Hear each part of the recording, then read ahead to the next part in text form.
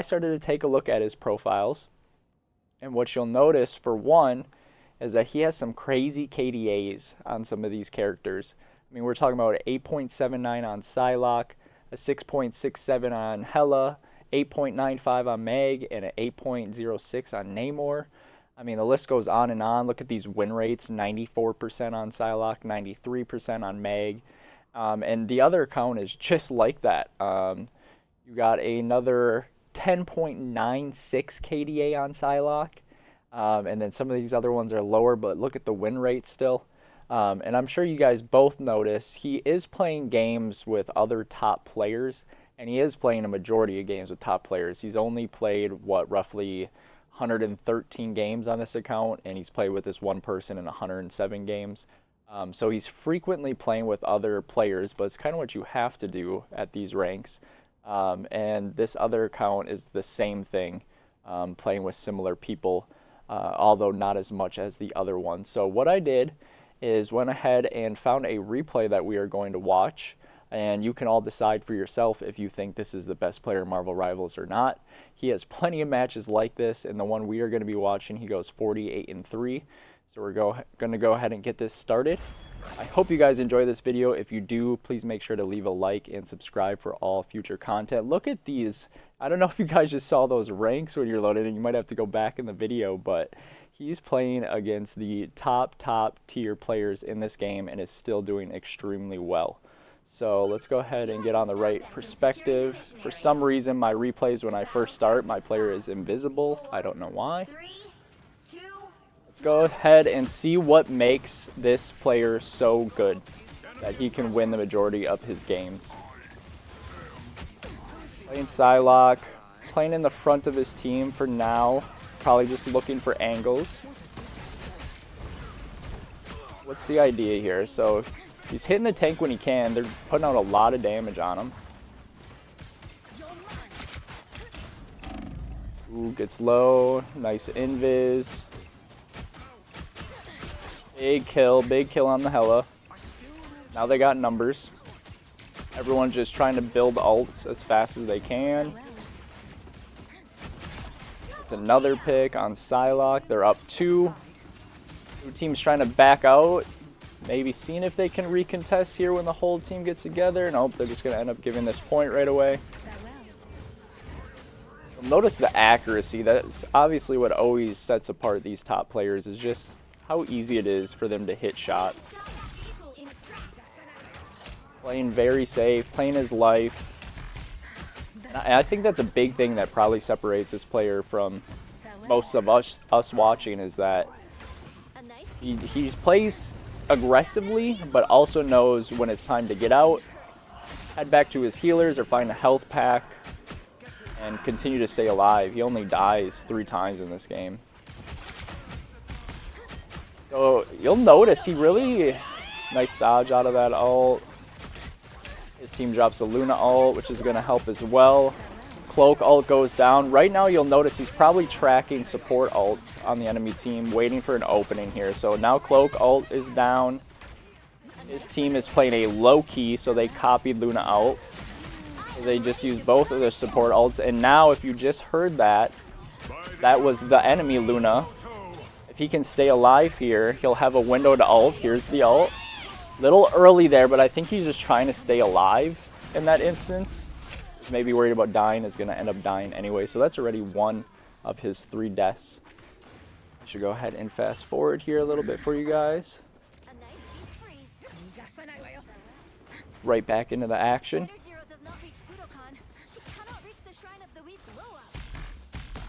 I'm just trying to learn alongside any of you watching. You know, what can I be doing better in my own gameplay to get myself closer to an 80% win rate? Probably not much, because this player probably just has a little bit of everything. Some of this is just, you're born with it, you know, you're just a gifted player. But we'll see if we can't learn some things while watching. You'll notice, I was going to say earlier before all that went down, he's not going backline too much as you would expect to see normal Psylocke players play. He's really been, you know, more so frontline, taking some side angles. You know, right here he's going to maybe try to, but again, he's never too far from his team. A lot of players play this character, you know, just surviving off of health packs, but he's playing this a little differently. Going for picks. Trying to see what he can get. If you notice in that last fight, I believe the enemy Cloak dropped her ult, and then his Luna dropped her ult, so they're down those two ults. He's getting close to another ult. He just got it. So that would be their Luna's ult. So after this, he's going to have a window here. So he's tracking their ults. There goes their Psylocke ult. And he's going to end up ulting here, or should. Yep, so he's tracking those support ults. It's so important that you track support ults because you're going to find yourself openings like he just did there. Gets 2 big kills. Trying to stay alive, avoid the Hela.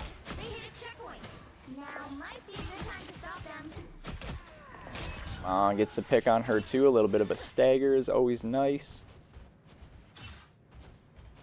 Is he clipping something? Writing a message to somebody? What do you think he was doing, chat? Let me know in the comment section.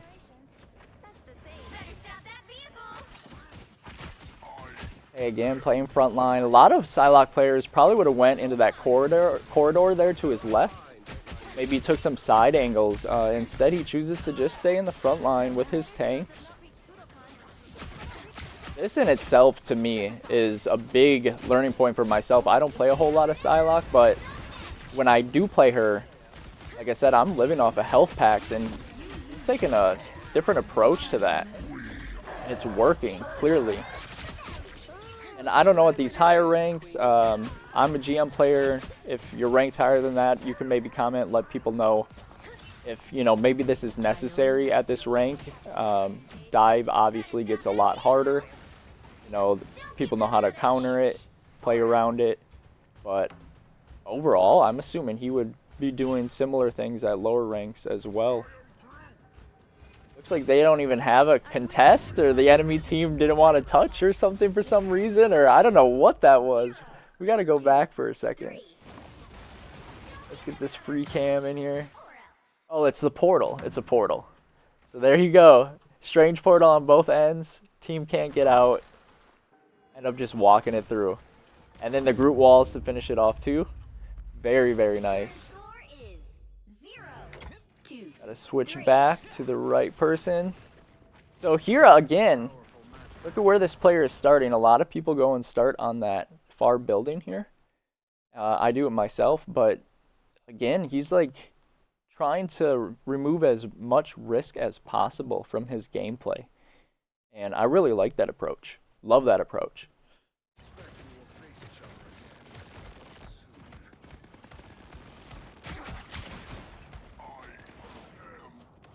What does he do here? Does he try to duel the Venom? Kind of chase him away. To get a pick on the Star-Lord, which is big. Star-Lord gets revived though.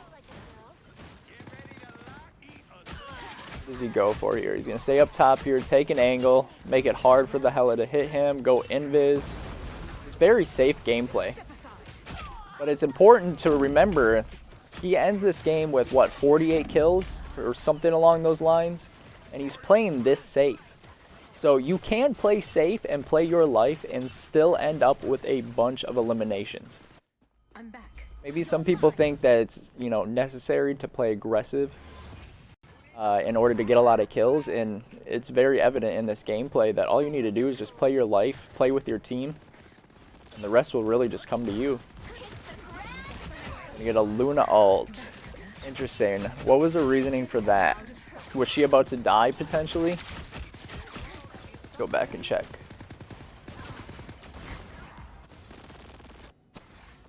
So she has ult right now.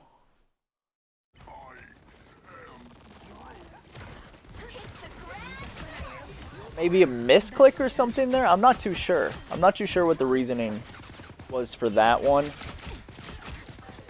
Obviously, these players are much better than I am. Didn't seem like she was going to die, but maybe just wanted to farm ult again? Who knows? Okay, so we got a Luna ult. If you know, if you're still watching and you know why that Luna ulted, please comment. Let me know. I'm interested. We get a couple ults going out here. Punisher ult comes out. This is probably where blue team gets this point. Just tough fight for them to win. That Luna ult getting burnt on their team really hurt in that exchange. When the Punisher ult came down, there wasn't obviously anything to counter it, along with the Luna ult to protect the Punisher.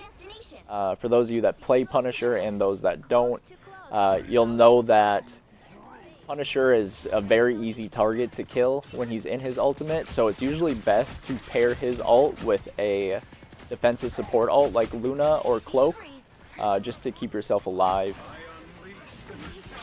Okay, we get a Strange ult from their team, red team, followed up by a couple kills. I always love if you heard that legend and it gets canceled. I always love when those voice lines get cut off like that. So he's had ult for a little bit yet. He's just looking for some value here. Hasn't really had a chance to use it. This is his first time where he's pushing up kind of on his own, but again, immediately back to his team.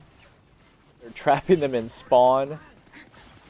The walls doing everything they can to just delay them. Every second counts. I'm interested to see what is the player's accuracy at right now. Can't even find. Oh, 42%. Okay, so 42% accuracy so far. We'll see what he ends this game at.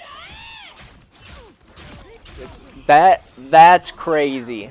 Hold on. So those players just died. He goes up on top to try to avoid this ult, and they end up getting killed on top of the building, which is insane. I don't know that that should work like that, but it did. Got a couple kills. Some of you might be wondering, why did he ult that at first? I mean, you saw he got 2 kills. Really, him getting a kill or 2 on a target like Bucky, or obviously either of the supports or the other DPS, those are vital kills. And it's just continuing to stagger the team. The team has to continue to wait for their teammates to respawn in order to get a good push together. And as I mentioned earlier, what an ult there. Great ult. Try to kill Hela as fast as possible. Yeah, you're really just trying to make every second count. Goes back invis. It's an easy kill. Punisher tried shotgunning her. Got a Bucky up top. Gonna go to challenge. Look at how fast. Look at the kill potential Psylocke has. Just immediately deletes the target. Blue team can't even get a fight together right now. This is a, you know, top 500 lobby, arguably probably a top 100 or top 50 lobby, and these players are still having problems staggering. And it's not so much the blue team's gameplay that's causing it, as much as it's the red team that's causing it. You know, the blue team obviously knows it's not a good thing to stagger. They're trying to get together and fight, but the red team has just almost made it impossible for them to do so. Big kill on Rocket. They're down a support now again. That was their best attempt they've had at a team fight in the last like 2 minutes. And again, these are top players on the enemy team, so makes it all the more impressive.